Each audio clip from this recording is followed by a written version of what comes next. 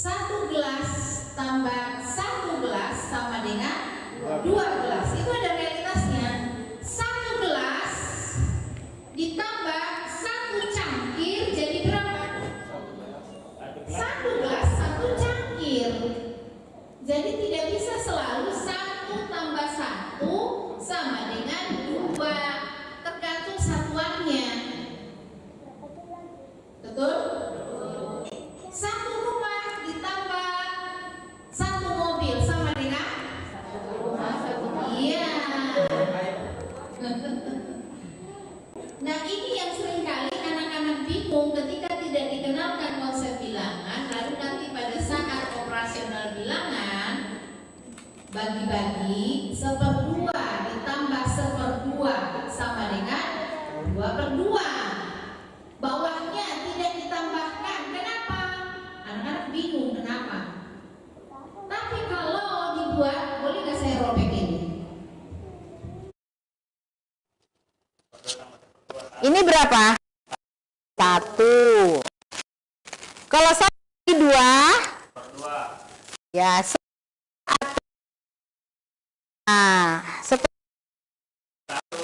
bisa digabung kan, ini setengah. Lambang bilangannya ketika 1 dibagi 2 menjadi penulisannya 1/2. Ini juga 1/2. 1/2 tambah 1/2 jadi gampang. Bawahnya nggak boleh ditambah ya kalau penjumlahan, tapi bawahnya harus dikali. Itu kan running di sininya itu. Jadi dia hanya menghafal. Kalau ditambah tuh nggak ya, bawahnya ditambah nggak ya? Kalau dikali nggak ya bawahnya? Jadi dia kadang kalau nggak tahu teori itu jadi, tapi kalau begini dia gampang kembali kepada realitas yang sesungguhnya. Berarti kalau setengah tambah setengah menjadi, dia nggak akan berpikir lagi bawahnya ditambah nggak ya, nggak perlu. Dia tinggal masukkan ke logika itu, dia masukkan pada realitas. Dia tergambar realitasnya, dia pasti tahu jawabannya. Nah, kalau setengah dikali setengah, ini setengah. Setengahnya dibuat lagi setengah. Setengah dikali setengah itu kan setengah dibagi 2, iya kan? Nah, ini dibagi 2, jadi berapa? 1/4. Setengah kali setengah 1/4. Setengah tambah setengah jadi 1. Oke, tadi. Nah, hingga tadi logika operasional bilangan, kalau konsep bilangannya sudah basis realitas, bukan hanya angka dijumlahkan, kadang-kadang dibuat apa yang rumit.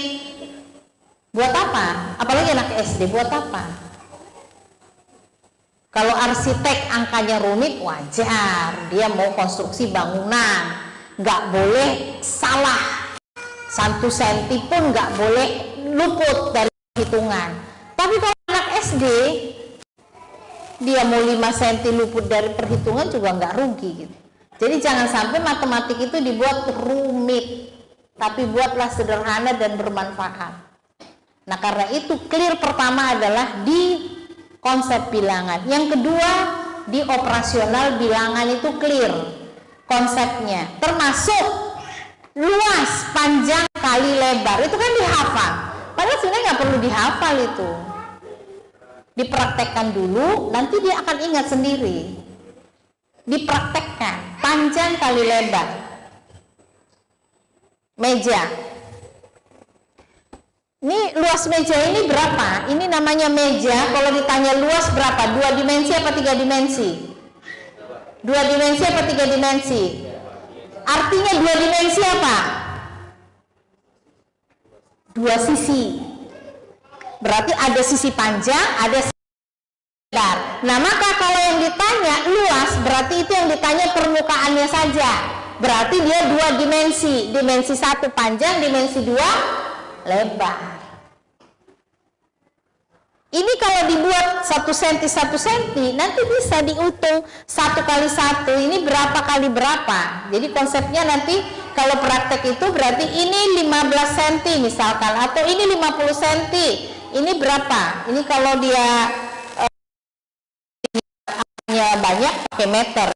Meter ini 1 meter, 2 kali 1 2. Tapi nanti kalau dia dibuat ke praktek itu nggak bisa dengan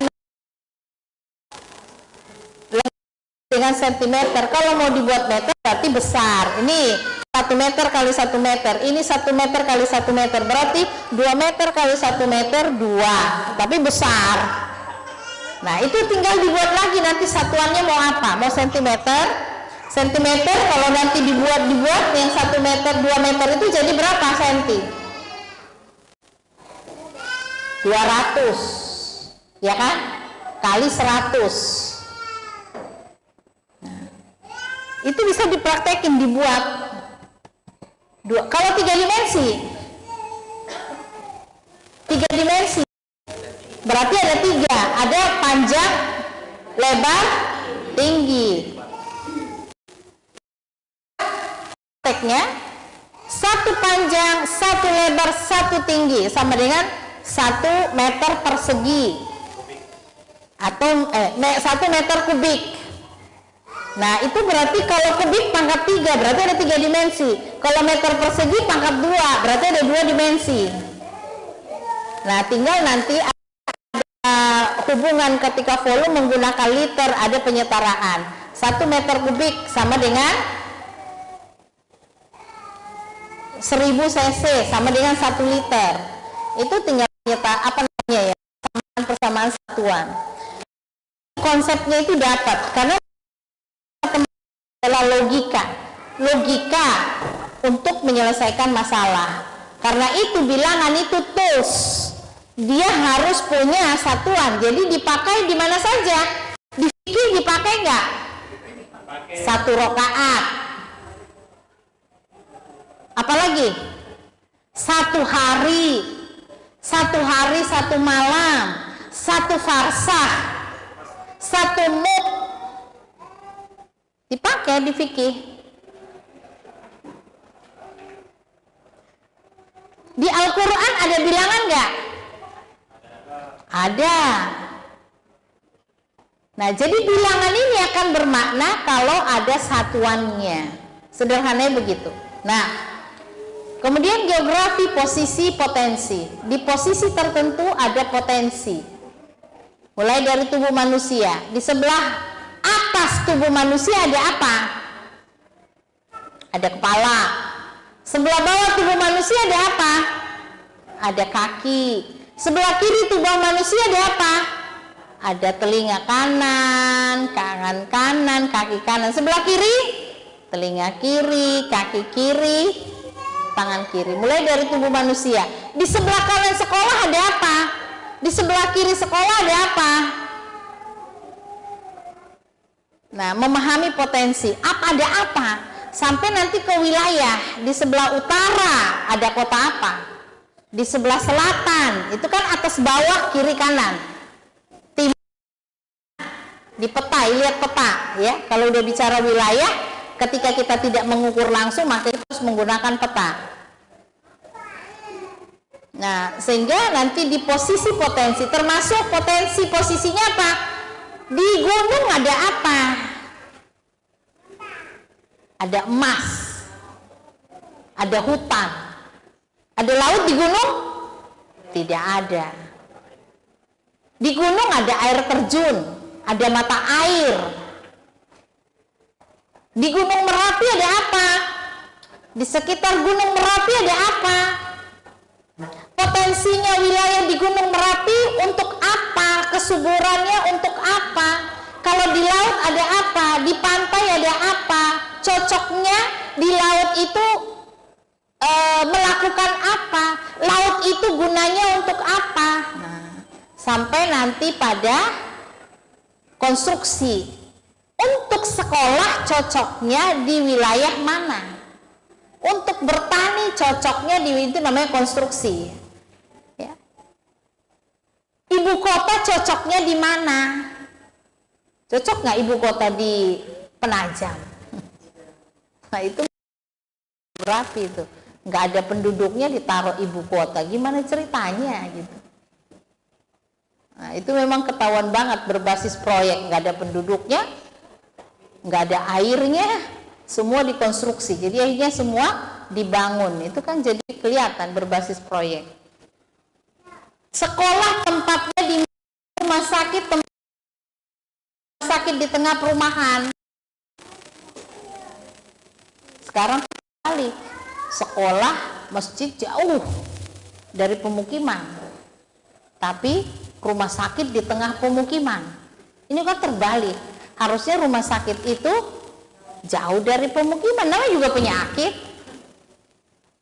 Di sekitar rumah sakit itu harusnya banyak pohon-pohon supaya virus-virus tidak langsung terbang ke pemukiman. Nah itu konstruksi.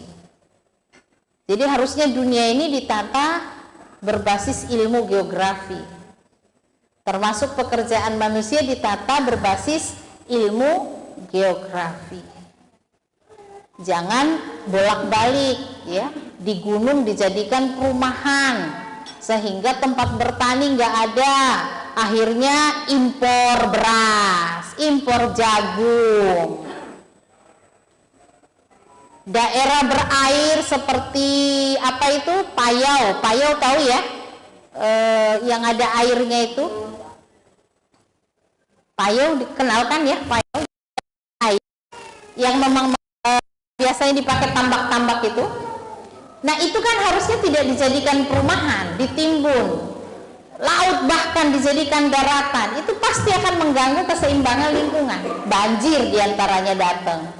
Kenapa nggak ada tempat penampungan air? Karena itu dikeringkan, tidak dibiarkan sebagai tempat air mengalir atau tempat menampung air. Laut ditimbun. Nah akhirnya memang terjadi kekacauan aliran air atau tempat penyimpanan air yang tadinya sudah Allah tetapkan jadi hilang, banjir lah. Ya saya pertama ketika dengar Balikpapan itu banjir tuh saya bingung, kenapa Balikpapan bisa banjir? Ada konturnya dia berbukit. Ya ternyata karena dampak pengembang perumahan yang tidak memperhatikan lingkungan. Nah ini geografi, termasuk nanti posisi strategis ibu kota, posisi strategis suatu tempatan. Seperti kita misalkan ada posisi strategis Selat Malaka, tapi tidak kita kuasai, akhirnya orang lewat begitu saja, tapi yang nerima upetinya orang lain, bangsa lain. Nah ini gara-gara nggak kuasai geografi sepertinya. Wilayahnya dikeliling apa? Ya termasuk wilayahnya negara kepulauan. Kita kepulauan tapi kekurangan air, wajar nggak? Kita kepulauan tapi kekurangan protein, penduduknya pernah dengar yang terakhir apa? Canting ya kalau nggak salah istilahnya apa? Kekurangan gizi apa? Stunting ya, itu kan kekurangan gizi tahunan itu ya. Kalau dulu ada istilah kwashiorkor, kalau dulu waktu saya kuliah itu belum ada istilah stunting. Nah itu kurang makan kalau bahasa kasarnya, kurang gizi atau gizi buruk itu tahunan, berarti kurang makan tahunan. Wajar nggak di Indonesia tinggal kurang makan? Nggak wajar, ikannya banyak, tumbuhannya banyak, hewannya banyak, tanamannya subur, lahannya subur, nggak wajar, sungainya banyak.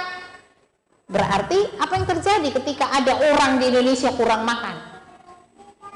Ada kezoliman, ada ketidakadilan. Nggak usah dikasih penelitian tuh udah bisa disimpulkan itu. Sumber makanan banyak, tapi penduduknya lapar. Berarti yang jadi persoalan apa?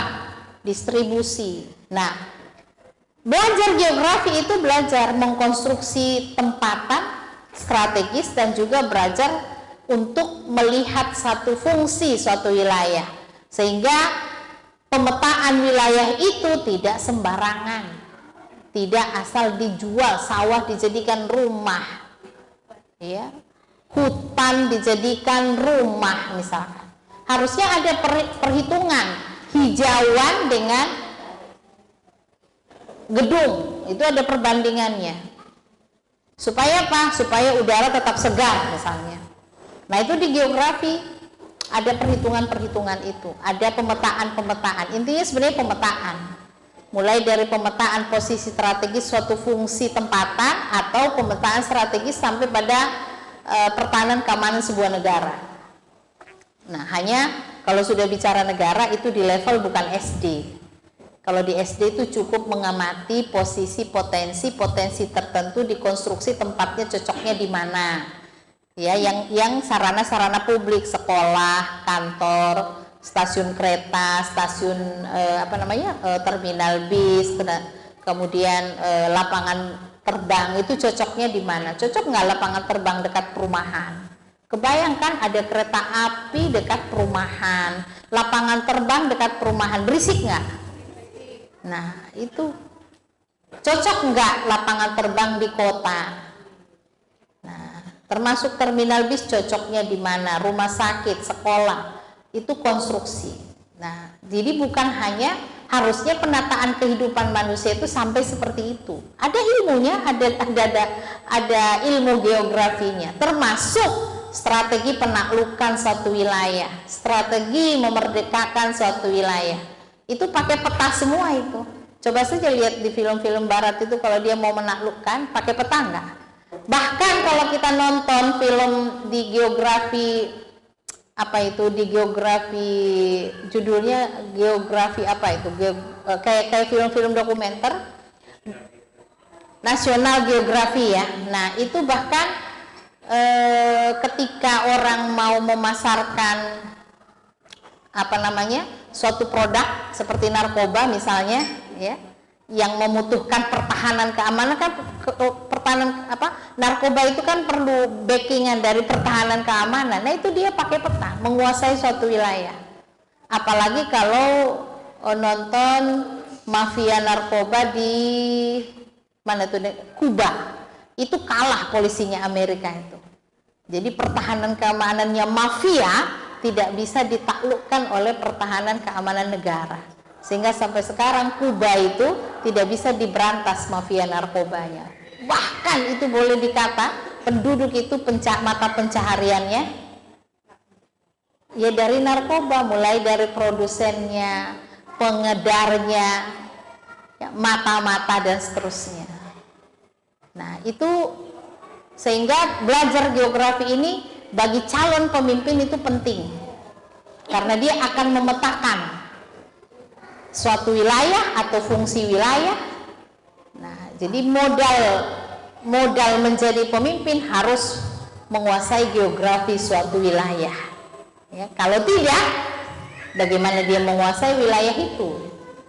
Nah, karena itu belajar geografi secara ilmu geografi secara original tanpa dicampur-campur yang lain itu menjadi penting.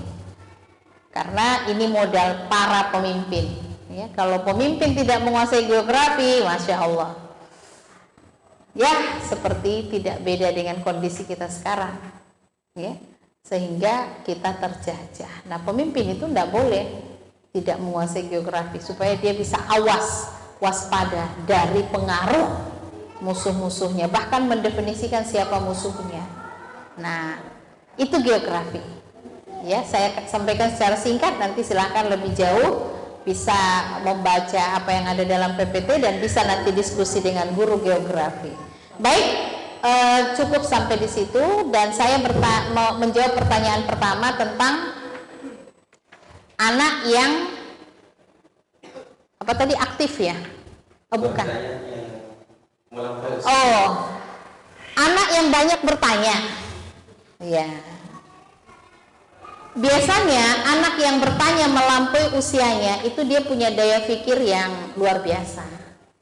Saya juga punya anak yang seperti itu. Anak ketiga saya itu bertanya di luar jangkauannya. Jadi pernah tuh bertanya begini, "Mi, aku nggak mau seperti Umi ya. Please, Mi, please." Loh, emang kenapa salah Umi? Umi kan kalau dakwah pergi sendiri, aku kan nggak berani terbang sendiri kemana-mana. Masya Allah, dia masih SD, dia udah mikir, aku nggak mau seperti Umi terbang kemana-mana. Dia sudah berpikir tentang profesinya, padahal dia masih SD. Jauh nggak ke depan? Jauh nggak ke depan? Jauh. Saya sering bingung menghadapi kakak Aisyah tuh waktu kecil. Terus ada lagi dia bilang, "Nih, boleh nggak aku nggak nikah?" Kok kakak gitu? Aku kan nggak bisa ngurusin anak kecil kayak Umi ngurusin anak kecil. Coba dia masih kecil mikir ngurusin anak. Jauh ke depan nggak? Ada beberapa anak tapi nggak banyak biasanya anak kayak gini. Nah, jadi yang pertama adalah jawaban kita, pahami apa yang dia pikirkan. Jangan jawab sebelum pahami apa yang dia pikirkan. Nanti kita jawab bla bla bla bla, ternyata bukan itu yang dia pikirkan.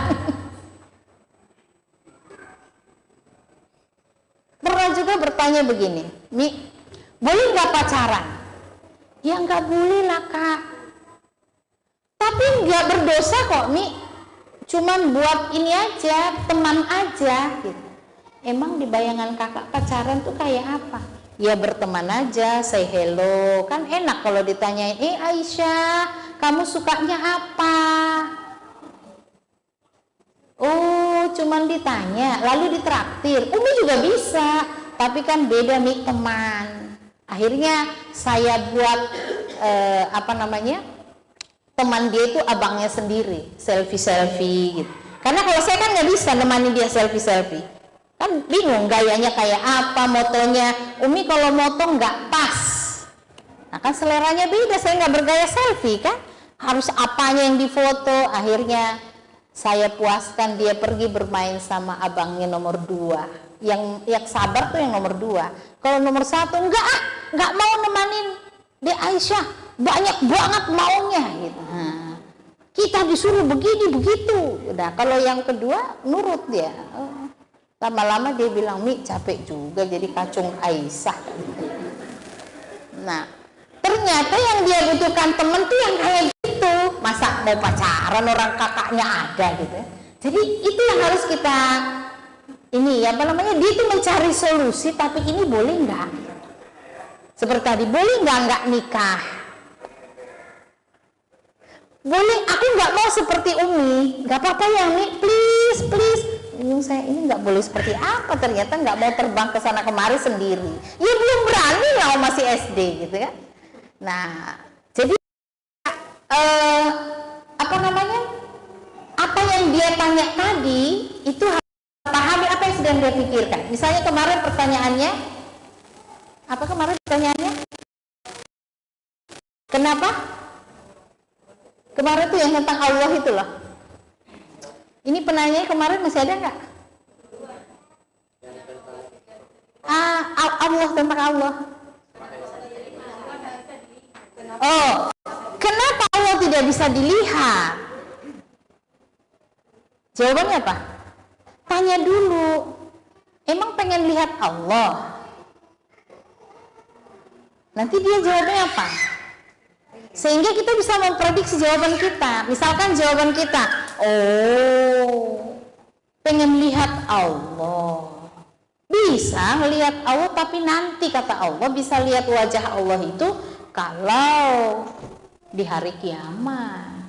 Di dunia ini, di bumi ini nggak bisa. Kenapa nggak bisa?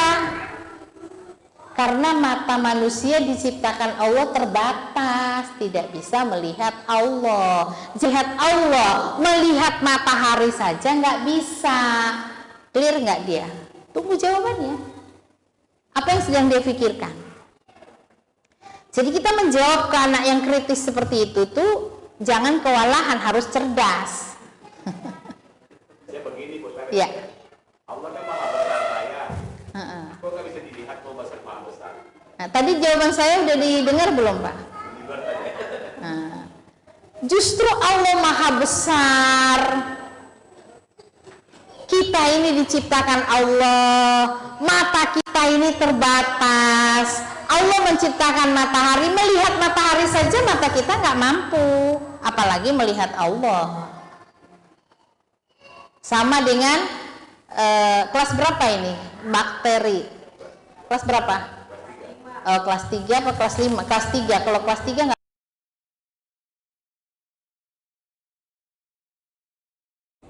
Kalau misalkan dia sudah belajar bakteri, kelas 5 udah belajar ya?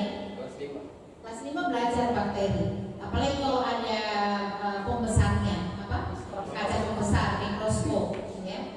Nah, ternyata di air ini kita tidak melihat apa-apa, tapi airnya jangan ambil air begini karena udah sterilisasi ya. Ambil air di sumur, air di sungai yang bening atau air mata air, lalu dianalisa ada makhluk nggak di sana? Ada. Nah, ketika ada makhluk di sana bisa dilihat nggak? Nggak bisa dilihat.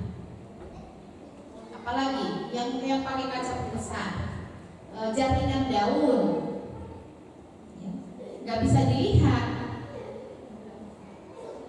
Jaringan daun, kalau diiris kan daunnya ada tuh jaringannya, ada kolom-kolomnya, gitu. Nah, itu ada, tapi nggak bisa dilihat.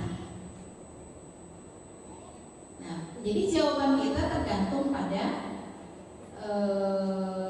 usia berapa. Nah, kalau tadi Allah Maha Besar, dia akan kebayang kalau besar kenapa nggak bisa dilihat? Berarti Allah Maha Besarnya harus diterjemahkan sifat Allahu Akbar, bukan besar ukuran manusia besar seperti raksasa. Bisa jadi bayangannya kayak rumah raksasa, besar nggak bisa dilihat. Berarti makna Allah Maha Besarnya yang harus dipahamkan. Bukan berarti Allah Maha Besar itu Allah besar. Manusia tidak tahu Allah besar atau kecil. Tapi Maha Besar itu bukan maksudnya fisiknya besar, tapi apa? Kemampuannya besar banget, laisa kamitslihi syai'. Nah, jadi di sini memang jangan dia kan pasti terjemahkan dari bahasa Indonesia. Nah, bayangan dia besar, rumah besar kan gampang dilihat. Allah nggak bisa dilihat, bisa jadi itu logika berpikirnya. Nah, sehingga memang kita perlu tahu dulu. Yang pertama kita perlu tahu apa yang ada di pikirannya. Dengan cara apa? Ya dengan cara kita bertanya. Kenapa bertanya begitu, Kak? Emang Kakak mikirnya kayak apa? Iya kan, nanti dia akan jawab iya kan. Allah tuh katanya besar. Kok besar tuh bisa dilihat? Nah, kalau udah ketemu logikanya seperti itu di benaknya, gampang jawabnya. Tadi bahwa Maha Besar itu bukan berarti ukuran besar yang bisa dilihat. Matahari juga besar, tapi kelihatannya kecil karena jauh. Jadi apa yang dilihat mata itu bukan berarti realitasnya seperti itu semua, karena mata manusia itu terbatas. Jadi itu tipsnya itu tadi adalah pahami apa yang dia pikirkan, baru kita jawab. Karena kalau kita tidak memahami apa yang dia pikirkan, bisa jadi jawaban kita tidak pas. Akhirnya dia bertanya lagi, lalu kita kesal. Nah, kalau udah kesal dia nanti kasihan kalau tidak mendapatkan jawaban, dia cari sendiri, itu berbahaya. Ya. Gitu ya untuk pertanyaan. Banyak bertanya berarti banyak berpikir. Berbahagialah punya anak yang banyak bertanya. Jawabnya. Iya.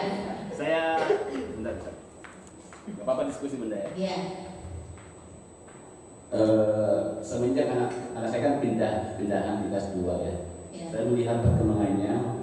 Setiap pulang sekolah itu ada saja yang diceritakan.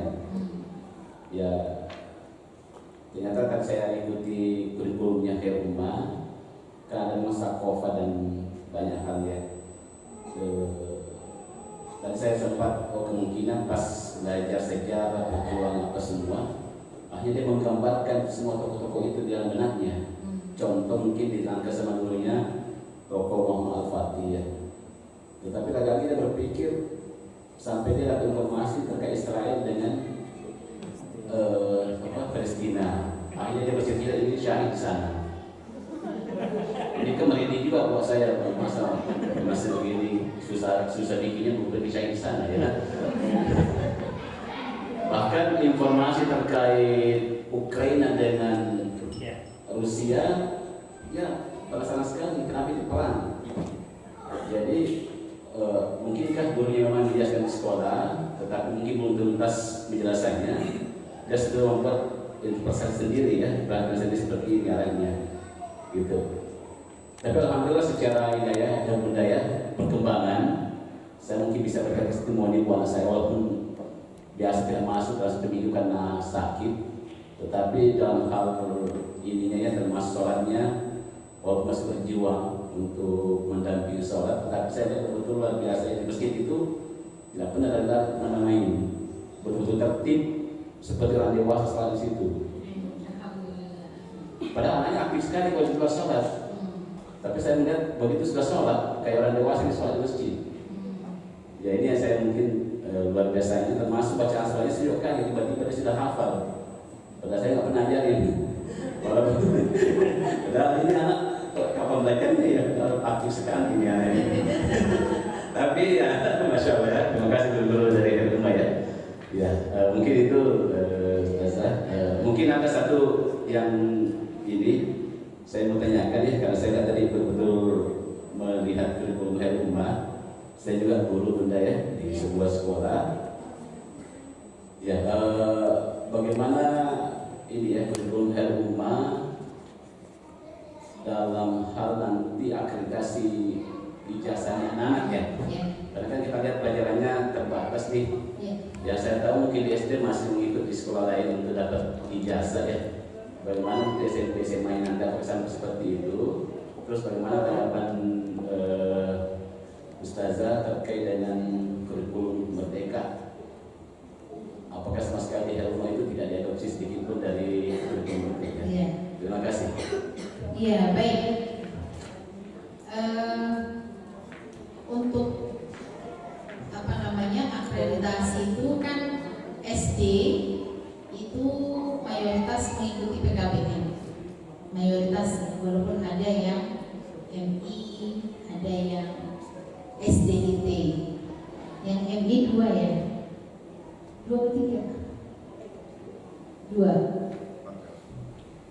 Nah, 2. Dari 50 cabang SD itu MI-nya baru 2, SDIT-nya 1, 5. Yang lainnya PKBM atau nebeng ujian sekolah lain. Nah, bagaimana dengan katakanlah yang ujian PKBM? Nilai anak bagus-bagus kok, apalagi bahasa Indonesia, Sakofa, bagus-bagus walaupun dia belajar matematik. Paling yang agak tertinggal di matematik ya, karena memang cuma 1 sesi sepekan. Dan itu juga tergantung pengawalan orang tua di rumah. Kalau dikasih latihan sama guru karena namanya matematik itu kan harus latihan ya, dimanapun harus latihan. Tapi kita punya cara membekalinya itu di kelas 6 ada latihan soal. Jadi kelas 6 itu ada latihan soal. Yang mereka itu latihan soalnya di mana? Ketika mulai kelas 6 bisa digunakan waktu ekskul, bisa juga digunakan waktu Sabtu Ahad. Nah, itu tergantung penataan di unit masing-masing. Dia nggak tertinggal kok, karena dia punya daya pikir. Dia hanya tertinggal maklumat saja. Dan PKBM bisa nggak melanjutkan? Bisa, kalau dia ke sekolah Islam nggak ada masalah. Tapi kalau ke sekolah negeri tergantung.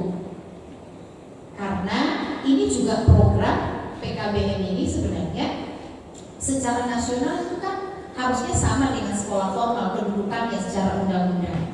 Tetapi persikapan di tengah masyarakat, terutama pemerintah daerah, kalau di pusat itu sama, di pemerintah daerah itu beda-beda. Kalau di Jabodetabek dan di provinsi-provinsi yang kota-kota besar, itu sekolah berkurikulum internasional, entah kurikulum Singapura, kurikulum Australia, itu semua mengambil jalur PKBM. Karena nggak mungkin dia pakai jalur SDIT, karena kurikulumnya kan harus adopsi kan. merdeka di PKBM, jadi sudah merdeka terlebih dahulu. Nah, madrasah juga ada beban tersendiri ya, ujiannya 2 kali. Kalau di madrasah ujiannya 2 kali. Jadi ada ujian madrasah, ada ujian umum. Kalau PKBM ujiannya hanya sekali, karena ujian PKBM-nya itu hanya di kelas 6. Nah, bagaimana SMP, SMA? SMA bisa nggak kalau ujiannya PKBM sekolah luar negeri? Bisa. Yang nggak bisa itu hanya di Indonesia, kedokteran, S1 kedokteran. Kalau kebidanan bisa. Alumni kita ada kebidanan di Unpad, alumni SMA-ku, SMA Khairul. Kemudian kebidanan di Unibra, itu kan termasuk universitas besar ya, bisa. Yang nggak bisa tuh S1 kedokteran di Indonesia. Tapi bisa nggak kalau keluar negeri? Keluar negeri ijazah ulama aja udah diterima, nggak usah pakai PKBM. Karena mereka itu berbasis, bahasanya mungkin berbasis kompetensi, bisa dites, bisa jalur rapor. Termasuk anak saya di Turki itu ijazahnya PKBM. Dia masuk berbasis rapor, berarti seleksi berkas. Di Turki itu kalau orang Indonesia rata-rata masuk seleksi berkas dari rapor. Kalau seleksi tes, dia harus bisa berbahasa Turki. Jadi berarti dia kursus bahasa Turki dulu baru dia ikut tes. Tapi di Turki itu lebih mudah. Jadi kalau misalkan sekarang dia seleksi berkas, kemudian diterima di universitas itu, pembekalan bahasa di universitas itu, dia kalau nggak pengen di universitas itu dan nggak pengen jurusannya, mungkin dia hanya pilihan ketiga atau kelima, dia pengen pilihan ke-1, setelah dia pembekalan bahasa, dia boleh milih universitas lain lagi, dia boleh tes atau milih kelas berbahasa Inggris, lebih leluasa. Kalau di Indonesia kan nggak, kalau dia udah masuk satu perguruan tinggi susah pindah ke perguruan tinggi lain. Nah, kalau di Turki di situ ininya kelebihannya lebih mudah. Kalau dia sudah pembekalan bahasa, dia boleh ikut tes, atau dia boleh seleksi berkas. Dia mau masuk kelas bahasa Inggris atau mau masuk kelas bahasa Turki. Ke Mesir apalagi, kayak ke Mesir, ke Yaman, cukup pakai ijazah ulama. Nggak perlu pakai PKBM. Nah, sama ke Jerman, pernah ada murid kita SMP, orang tuanya berapa tahun ya di Jerman? 2 tahun ya, 3 tahun di Jerman, berarti anaknya pindah. Itu cukup pakai rapor rumah, pakai nggak ya, ijazahnya juga pakai. Pindah juga cukup pindah dari sekolah, nggak perlu ribet banget. Kalau di kita kan antar provinsi ribet ya pindahnya ya. Nah, saya pengalaman ngurus adik saya soalnya dari SMP di Sumatera ke SMA di Bogor. Adik saya 3 terakhir semua SMA-nya di Bogor. Nah, jadi pengalaman ngurus antar provinsi itu lumayan, ada administrasi yang ribet lah. Tapi ternyata sekolah di luar nggak begitu. Tergantung kita mau seleksi apa. Atau dia mau lewat online. Ada yang lewat online berarti dia kirim berkas. Ada juga yang tes online. Nah, jadi sebenarnya secara resmi PKBM itu kan dari negara itu sudah resmi, maksudnya statusnya sama, cuma memang di pemerintah daerah itu berbeda. Nah, kenapa Khairul banyak mengikuti jalur PKBM? Ya karena tadi kurikulumnya itu. Kalau dia SDIT jadi nggak bisa banyak sakopahnya, nggak bisa banyak. Kita kan pelajaran bahasanya banyak ya. Nah, kalau di sekolah yang umum kan pelajaran bahasanya nggak banyak. Bagi kita pelajaran bahasa itu penting.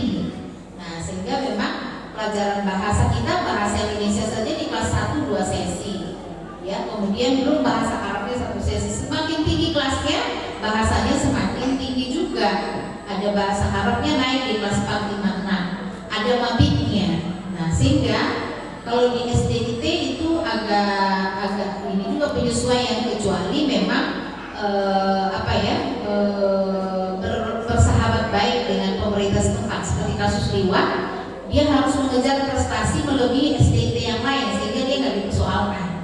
Liwat itu lumayan muridnya hampir 200, tapi dia the best karena Pramuka juara, tahfiz juara, bahkan ketika lomba MTQ atau lomba tahfiz itu perwakilan kecamatan itu ternyata dari KU semua yang tinggal di mana-mana. Jadi yang bersaing antar KU gitu. Nah, ketika dia posisinya begitu nggak dipersoalkan karena dia sudah melewati prestasi STT yang lain. Jadi begitu konsekuensinya. Nah, jadi nggak masalah sebenarnya gitu. Hanya satu aja tadi. Kalau di SMA itu yang ketika anak itu mau ke kedokteran, maka kita tebengkan ke sekolah yang mengeluarkan ijazah formal. Bisa sekolah terbuka, bisa sekolah yang misalkan di Aliyah atau tapi yang jangan yang di kota besar gitu ya. Nah, karena dia ada butuh ijazah. Nah, bagaimana nanti kalau kuliah? Wah, jangan ditanya. Kalau kuliah para penghafal Quran itu sudah terlatih, kemudian dia diajak berpikir, nggak ada seperti yang saya ceritakan kan, sudah saya sampaikan, nggak ada yang kesulitan. Yang kesulitan itu hanya yang adaptasi bahasa, seperti di Mesir, seperti anak saya di Turki adaptasi bahasa. Tapi itu juga tidak semuanya mengulang ya. Tapi adalah kesulitan terutama di semester 1. Tapi bukan karena daya pikirnya, tapi karena adaptasi bahasa. Nah, ada nggak yang psikolog? Ada. Ada nggak yang dari segi pendidikan itu sampai bahasa Inggris? Ada juga. Bahasa Inggris, bahasa Arab, nggak semua tuh mengambil. Ada mengambil saintek. Yang belum ada ini alumni Mayuma tuh kedokteran. Biologi ada, psikologi ada, kebidanan ada, kesmas ada. Bahkan ada satu mahasiswa alumni KU yang di Medan, dia jurusan biologi, malah ikut pertukaran mahasiswa ke Jepang. Jadi saya lihat prestasi mereka di kuliah itu justru melaju. Ponakan saya sendiri nilainya bagus-bagus. Yang satu di UII, yang satu di Universitas Muhammadiyah. Dan mereka dua-duanya masuk beasiswa prestasi. Ada yang di Universitas Muhammadiyah Bandung itu dia dapat beasiswa penghafal Quran sehingga dia uang kuliahnya murah, nggak pakai uang pangkal, uang kuliahnya juga 1 semester cuma 1 juta, padahal dia jurusan bioteknologi, kan mahal harusnya. Nah, kemudian di UI lebih mahal lagi UI, tapi dia lulus seleksi berkas dari rapot, dia beasiswa teknologi industri dan nilainya bagus di atas 3. Padahal belajar saintek kan di Mayuma sedikit waktunya karena dia banyak belajar Al-Quran. Jadi dari segi daya pikir, dari segi kesungguhan belajar, pengalaman belajar, menata waktu. Dengan boarding itu kan ada menata waktu ya. Maka saya lihat kuliahnya ya berjalan.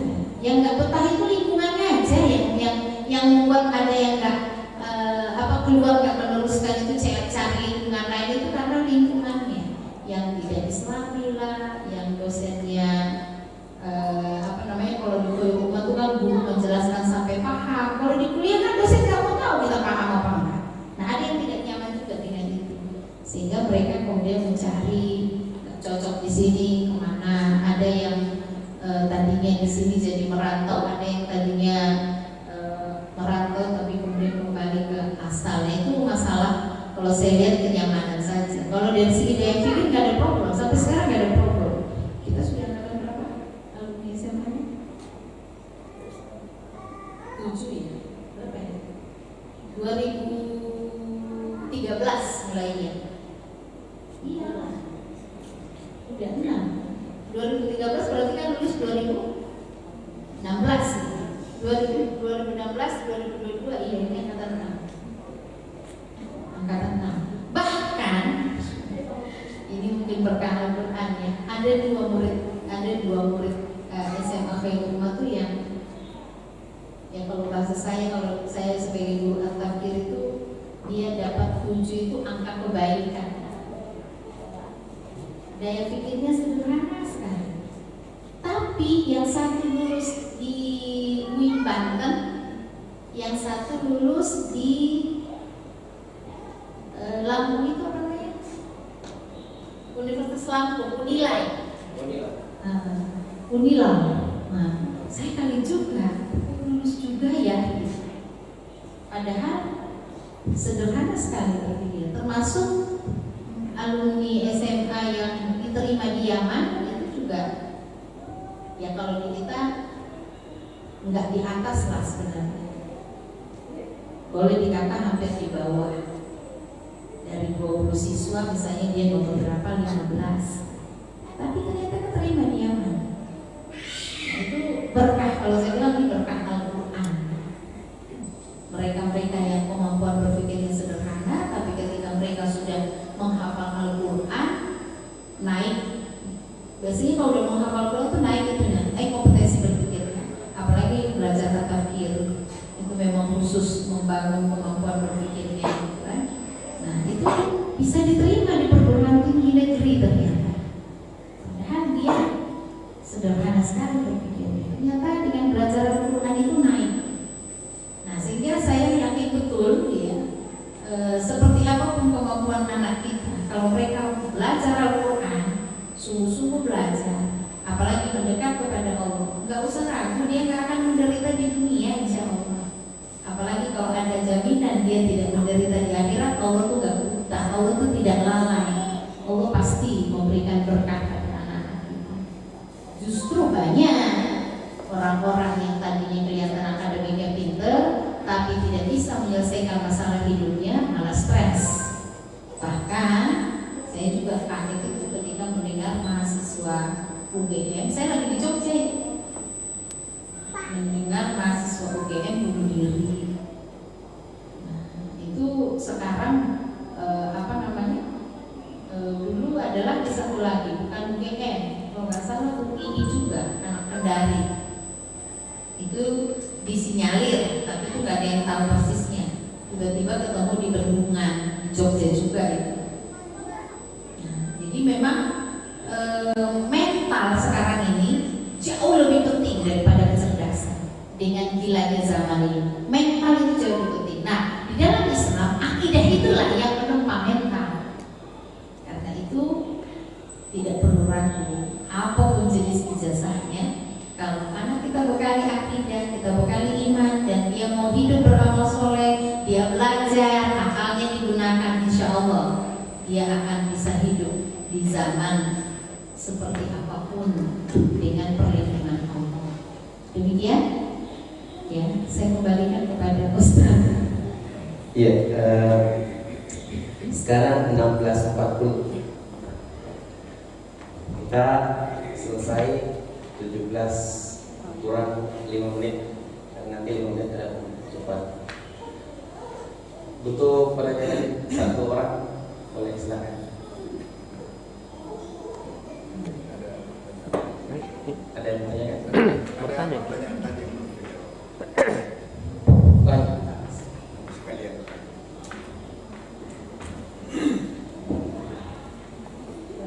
Bismillahirrahmanirrahim. Assalamualaikum warahmatullahi wabarakatuh. Waalaikumsalam. Ustazah, yang saya ingin tanyakan tentang kemampuan berbahasa. Kemampuan berbahasa itu kan terbagi 4, mendengar, berbicara, membaca, dan menulis. Terkadang beberapa orang tua itu merasa gelisah, resah jika anaknya sudah masuk SD tapi belum tahu membaca. Mungkin di sini Ustazah bisa menyampaikan kira-kira untuk usia anak-anak belajar membaca atau kemampuan membacanya itu dia peroleh itu di usia berapa, Ustazah? Termasuk saya, anak saya di kelas 1 sekarang belum bisa membaca, mengenal kata sudah, tapi untuk merangkai beberapa kata menjadi kalimat itu belum bisa. Ya, makasih Ustazah. Assalamualaikum warahmatullahi wabarakatuh. Waalaikumsalam.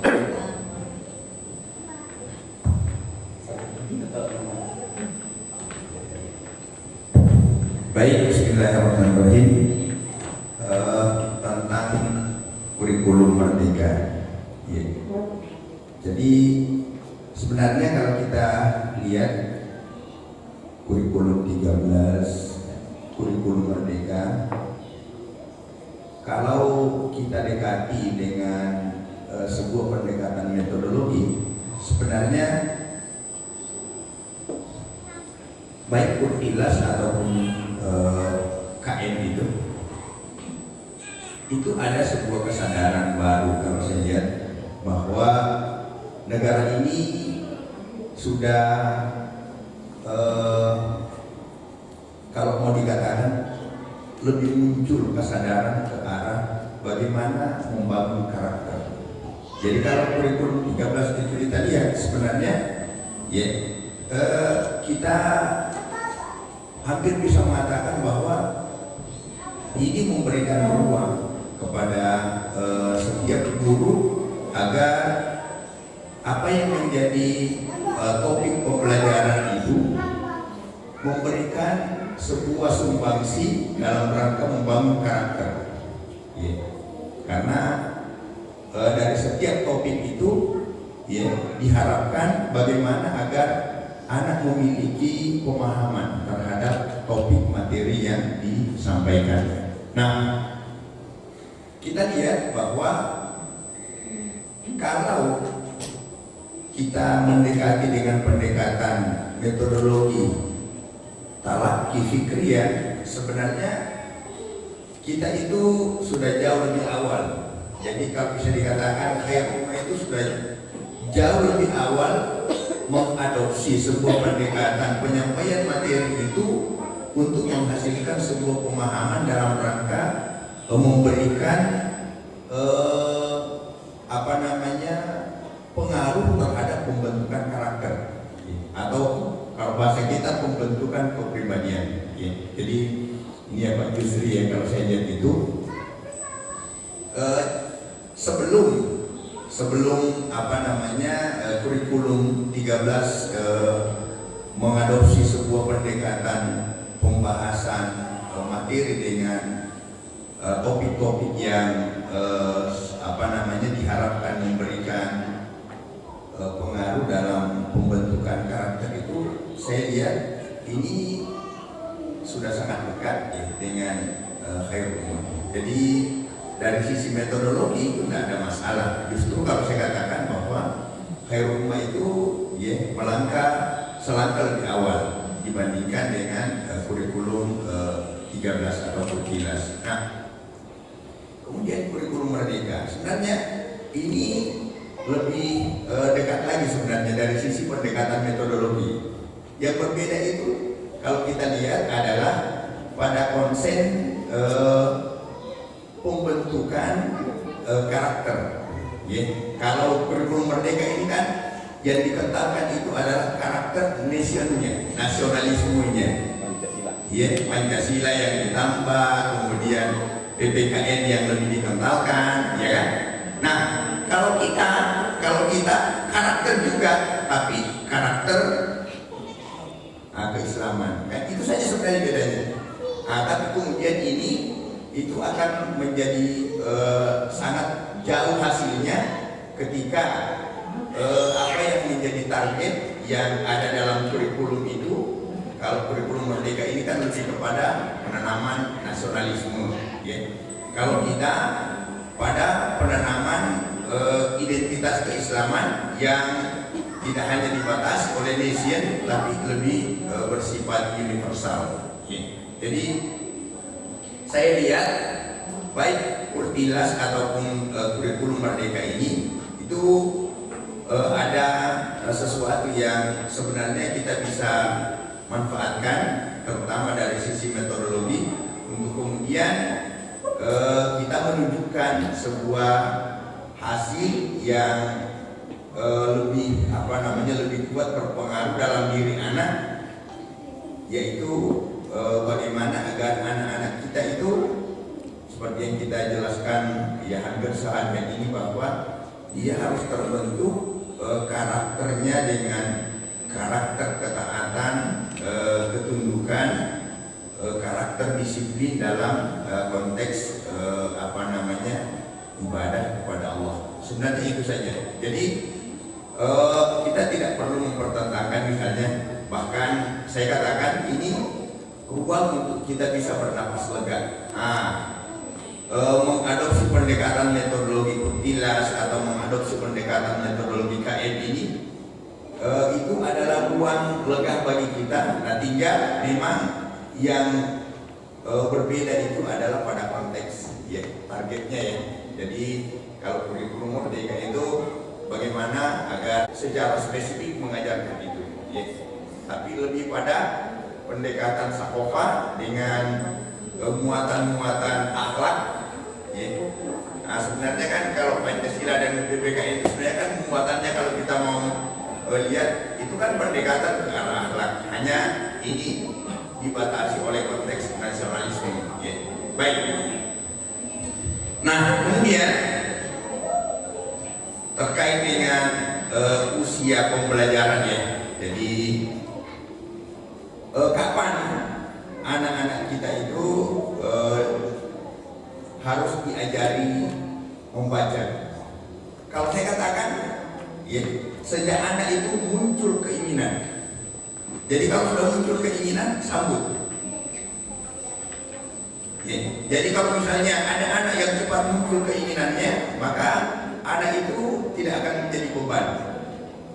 Pembelajaran itu sebenarnya, ya, pembelajaran itu sebenarnya adalah kita lihat, jangan pembelajaran itu membebani anak, apalagi kemudian dalam tanda petik memaksa anak.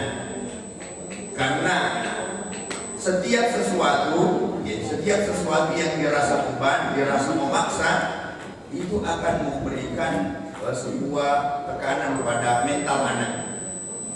Jadi, kalau Ali bin Abi Thalib mengatakan, innal qalba idza ukriha amiya. Mental seseorang itu ketika dia dipaksa, ditekan, maka dia akan menjadi buta. Ya.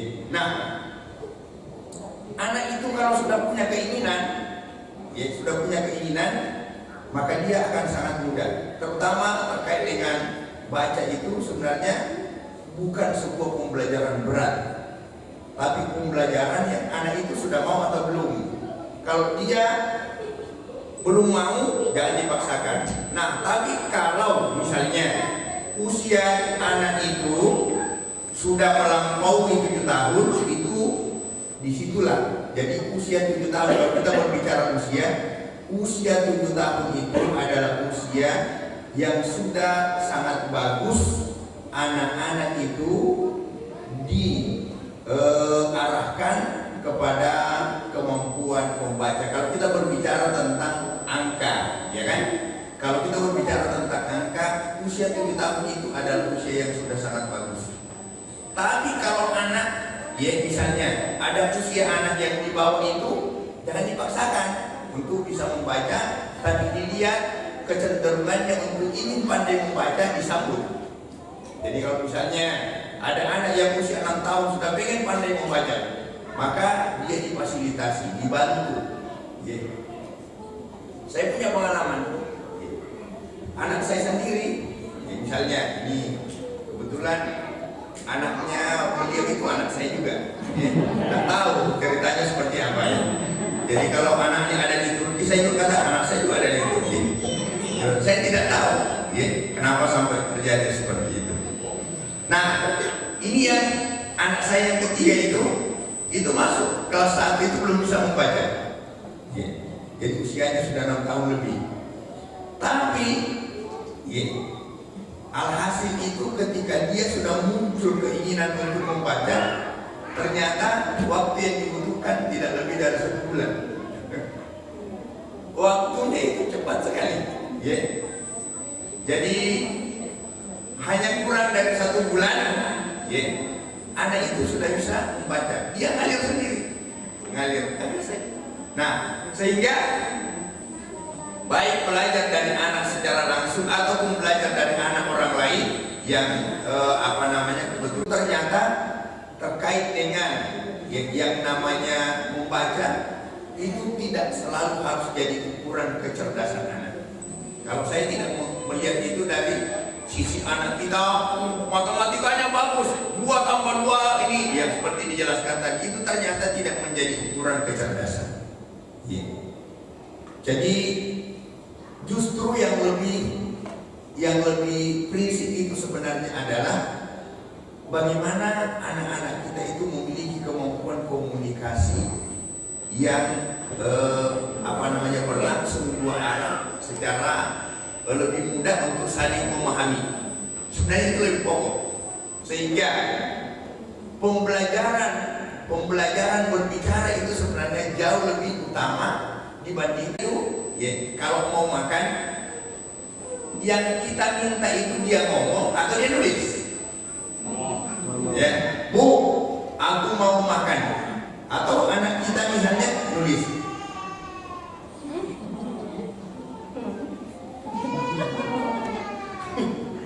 Nanti kayak malah lucu, ya kan? Malah lucu. Ya. Jadi sebenarnya ayah bunda itu, ya, mengapa bunda itu diberikan hak hadonah oleh Allah? Kenapa? Karena kosakatanya 7 kali lipat lebih banyak daripada ayah. Gitu loh. Nah, sehingga kalau misalnya